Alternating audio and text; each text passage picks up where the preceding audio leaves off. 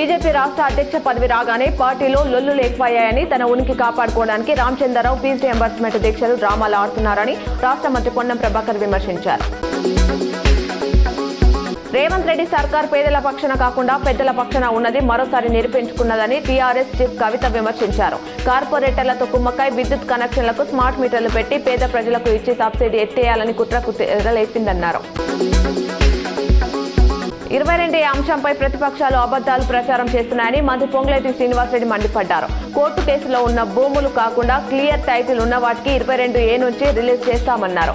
దొంగ జీవోలు తెచ్చి కొందరు రిజిస్ట్రేషన్ చేయించుకుంటున్నారని, వారిపై ఎఫ్ఐఆర్లు నమోదు చేస్తున్నారని చెప్పారు. తన కదలికలపై నిఘా ఉంచేందుకు పోలీస్ శాఖకు చెందిన ఏసీబీ స్థాయి అధికారికి ప్రత్యేక బాధ్యతలు ఇచ్చారని నిజామాబాద్ ఎంపీ అరవింద్ ఆరోపించారు.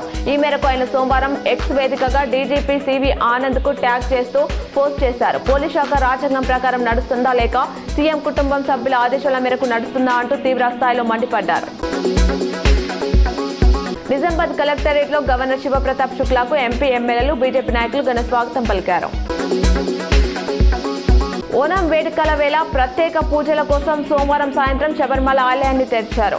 ఓనం వేడుకల్లో ప్రధానమైన ఈ నెల 26న తిరువోనం రోజు సన్నిధానంలో భక్తులకు సంప్రదాయ విందును అందిస్తారు.